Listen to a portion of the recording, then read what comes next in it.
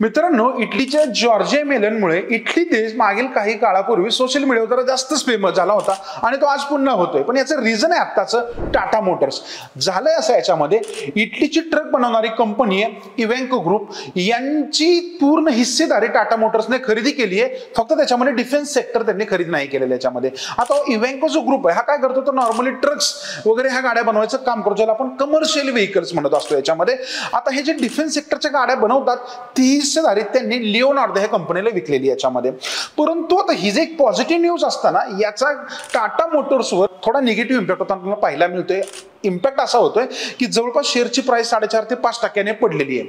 आता याचं रिझन असं, याच्यामध्ये लोकांना असं वाटतंय की याच्यामुळे टाटा मोटर्सवर खूप मोठं बर्डन येणार आहे, कारण ही डील आहे 38,240 कोटींची आणि ऑलरेडी इव्हेंको ग्रुपची जागतिक बाजारपेठेमध्ये फायनान्शियल कंडिशन म्हणावी अशी स्ट्रॉंग नाहीये आणि त्याच्यामुळे थोडं निगेटिव्हिटी दिसते. पण तुम्हाला माहिती आहे, जॅग्वार आणि लँड रोव्हर 2008 मध्ये टाटा मोटर्सने $2.3 अब्ज घेतला होता आणि तो डिसिजन त्यांचा काही काळानंतर चांगल्या लेवलला गेला.